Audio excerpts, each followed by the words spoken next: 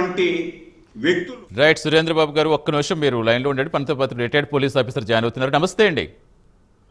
నమస్తే సార్. నమస్తే అండి సార్. ఏంటి ఎలా చూస్తారు? ఇప్పుడు ఎంతో పవిత్రంగా భావించే కలియుగ ప్రత్యక్ష దైవం ఏడుకొండ వెంకటేశ్వర స్వామికి ఎంతో విశ్వాసంతో సమర్పిస్తూ ఉంటారు భక్తులు కానుకలు. ఇప్పుడు ఆ కానుకలు అపహరించిన ఆ పరకామణి భవనంలో ఎవరైతే అపహరించారో ఇప్పుడు ఆ కేసు ఇప్పుడు ఎన్నాళ్ళకైనా బయటకు వస్తుంది అనుకోవచ్చు. ఇప్పటికైనా ఎవరెవరు వెనకాల తెలుస్తారనుకోవచ్చా? అసలు మీకు ఏమనిపిస్తుంది as a retired as a police ఆఫీసర్గా?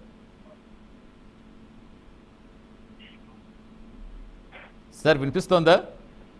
వినపడుతుంది సార్. ప్లీజ్. ఎస్, ఆయన క్వశ్చన్ అడుగుతున్నారు, ఆయన చెప్తున్నాను, వింటున్నా. మీరు చెప్పండి. అసలు మీకు ఈ పరకామణి కేసు చూస్తుంటే మీకు ఏమనిపిస్తుంది? హలో, గుడ్ ఈవినింగ్ అండి. మీకు ప్యానెల్లో ఉన్న ప్రతి ఒక్కరికి నా శుభ సాయంకాలం. హలో, యాక్చువల్ గా నేను రిటైర్డ్ పోలీస్ ఆఫీసర్ తిరుపతి అండి. అవును, చెప్పండి. Hello, retired officer Tirupati. Sir వినిపిస్తోంది, మీరు మాట్లాడొచ్చు. బాగా వినపడుతుంది సార్. ఈ క్రైమ్ వచ్చి ఏప్రిల్ 2023 తిరుమలలో పరకామణిలో జరిగింది సార్. అప్పుడు వచ్చి పరకామణిలో అతను రెగ్యులర్ గా అంతకుముందు ఒక 15 years గా పరకామణిలో పనిచేస్తాడు. రవికుమార్ అతను ఈజ్ బ్రాహ్మిన్. ఈ బ్రాహ్మిన్ అయితే అతను ఆ చిన్నజీయ స్వామి దగ్గర క్లర్క్ గా పనిచేసేవాడు.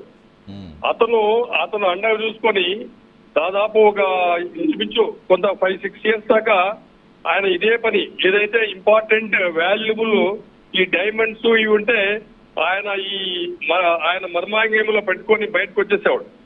ఒక ఫైన్ నైట్ ఏప్రిల్ 2003లో విజిలెన్స్ వాళ్ళు నిఘా విభాగం అతను పట్టుకొని విజిలెన్స్ పోలీసు వాళ్ళకి అప్పచెప్తే అప్పుడు ఆ విజిలెన్స్ గా ఉన్న సంతోష్ కుమార్ అతను విజిలెన్స్ ఈఓ అతను కంప్లైంట్ ఇచ్చారు. కంప్లైంట్ ఇస్తే ఆ complaint 2024-2023 under section 381, 379 case register చేశారు. అంతవరకు బాగానే ఉంది సార్. అటు తర్వాత పోలీస్ ఇన్వెస్టిగేషన్ లో అప్పుడు ఇన్స్పెక్టర్, అప్పుడు 1 town ఇన్స్పెక్టర్ గారు, అప్పుడు ఎస్పీ గారు, అప్పుడున్న టీడీ బోర్డు చైర్మన్ గారు వాళ్ళందరూ కుమ్మక్కై అతను అంతకుముందు నాకు తెలిసి 200 కోట్ల ప్రాపర్టీ తిరుమల పరకామణి నుంచి దొంగతనంగా బయటకు తెచ్చి మద్రాసులో అతనికి మంచి లాడ్జెస్ ఉన్నాయి. తిరుపతి చుట్టుప్రక్కల మార్చుకున్నాడు. ఇన్వెస్టిగేషన్ లో మొత్తం తేల్చారు. అతి సీక్రెట్ గా ఎవరికి తెలియకుండా ఓన్లీ అప్పుడు ఇన్స్పెక్టర్, ఎస్పీ గారు, ఈ టీడీ బోర్డు చైర్మన్ గారు చాలా గోప్యంగా ఈయన్ని దాచి ఉంచి ఎవరికి ఏమన్నా పోలీస్ సిబ్బంది కూడా తెలియకుండా సీక్రెట్ గా దాచి ఇన్వెస్టిగేషన్ చేసి వారి దగ్గర పూర్తిగా రాబట్టారు.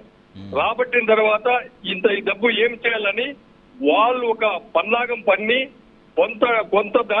కొంత భూమిని దేవస్థానానికి రాయించి మిగతాది ఈ ముగ్గురు పంచుకున్నారు సార్. యాక్చువల్ ఒరిజినల్ గా అయితే పంచుకున్నది రిజిస్టర్ అయిన భూములు కూడా ఉన్నాయి చరిత్రలో. వీళ్ళు ముగ్గురు పంచుకొని క్యాష్ కొంతగా భూమి కొంతగా పంచుకున్నారు. అప్పుడు ఇన్స్పెక్టర్ గారు, అప్పుడు ఎస్పీ గారు, అప్పుడు చైర్మన్ గారు. ఇది వాస్తవం. ఇది యాక్చువల్ గా దీన్ని ఇంత హీనియస్ క్రైమ్ అయితే లోకాలతో కాంప్రమైజ్ చేయడానికి కొంత రూల్స్ రెగ్యులేషన్స్ ఉన్నాయి సార్. బిలో 2000 ప్రాపర్టీ అయితే లోకాలతో కాంప్రమైజ్ చేసుకోవద్దు, దాని అబ్జెక్షన్ లేదు. ఇంత మోర్ దెన్ దాదాపు వాళ్ళ లెక్క ప్రకారం ఎఫ్ఐఆర్ ప్రకారం 40 కోట్ల ప్రాపర్టీని లోకాలతో పెట్టి కాంప్రమైజ్ దానికి వీలే లేదు. అప్పుడు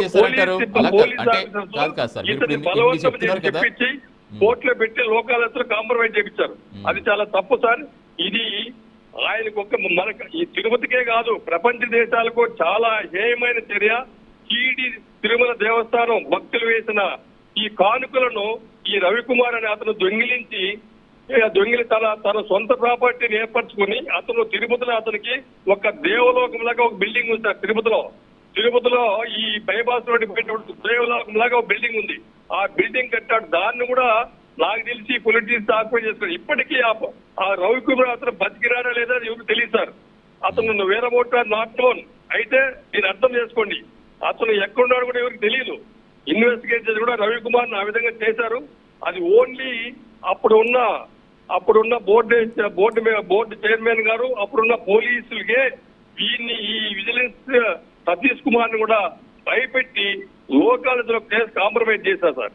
ఈ లోకాలతో కాంప్రమైజ్ చేయడానికి వీలే లేదు. ఎందుకు వీల్లేదంటే ఆయన పోలీస్ ఆఫీసర్ గా కొంత ప్రాపర్టీ అంటే దాన్ని ఆ సెక్షన్ 381, 379 ఐపీసీలో అప్పుడు బిఎన్ఎస్ యాక్ట్ లేదు. ఈ సెక్షన్ లో బిలో 2000 లోపల ఉన్న ప్రాపర్టీనే కాంప్రమైజ్ చేసుకోవచ్చు కోర్టు లోకాయత్లో. అంత మించిన ప్రాపర్టీ లోకాయత్ చేసే వీలే లేదు.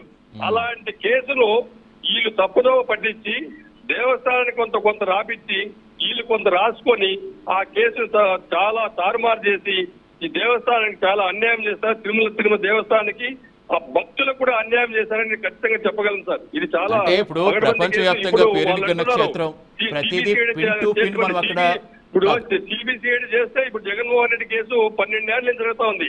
సిబిసిఐడి కాదు, లోకల్ సిఐడి ఇన్వెస్టిగేట్ చేస్తే చాలా కేసు సిఐడి ఇన్వెస్టిగేట్ పక్క ఆధారాలతో దొరుకుతారు సార్ ఖచ్చితంగా.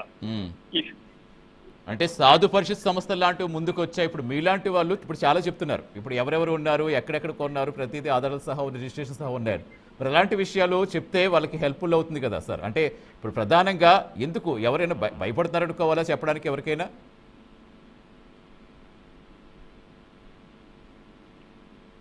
సార్ ఉన్నారు లైన్లో? ఉన్నారు. యా సార్, అంటే ఎలా చూడాలంటారు? ఇప్పుడు టీటీడీ లాంటి ఒక ధార్మిక సంస్థలో అది ప్రపంచవ్యాప్తంగా ప్రతి ఒక్క దృష్టి అక్కడే ఉంటుంది. అసలు రాజకీయాలకి అతీతంగా ఉండాలంటే ప్రతిదీ ఇప్పుడు రాజకీయం అవుతూనే ఉంటుంది. అక్కడ ఇష్యూ ఏదో ఒకటి అందరి చూపు అక్కడే ఉంటుంది. హిందువుల మనోభావాలు ఏమాత్రం అక్కడ కాదు, ఏమాత్రం వెనకైనా హిందువుల మనోభావాలు దెబ్బతినేది. పిన్ టు పిన్ అంత అయ్యే చోట ఇన్ని కోట్ల ఆస్తులు వెళ్ళిపోతుంటే ఇది చాలా ప్రపంచ దేశాల నుంచి భక్తులకు కానీ చాలా హేయమైన కేసు ఇది. ఇలాంటి కేసులు తప్పుదోవ పట్టించారంటే వాళ్ళు ఏమనాలో చూడండి. కేసు వాడు దొంగతనం చేసేవాడు దట్ ఈజ్ లెఫ్ట్ ఓవర్. అతను దొంగతనం చేసేవాడు పట్టుబడినారు, అతను ఆడి క్లోజ్. బట్ దాన్ని దర్యాప్తు చేసే వాళ్ళు వాళ్ళకి అండగా ఉన్న వాళ్ళు ఇందులో పక్కా నేరస్తులు సార్. ఎందుకంటే వాడికి తప్పుదోవ పట్టించి వాడిని కంప్లైంట్ ఇచ్చిన మళ్ళీ కాంప్రమైజ్ చేపించి వాడిని కొంత భూమిని దేవస్థానం రాయించి కొంత భూమిని స్వాహా చేసిన దానికి వీళ్ళు నేరస్తులు కానీ నేరస్తులు కాకుండా బయటపడిపోతున్నారు సార్. కాబట్టి ఖచ్చితంగా స్టేట్ గవర్నమెంట్ దీని సిబిసిఐ దర్యాప్తు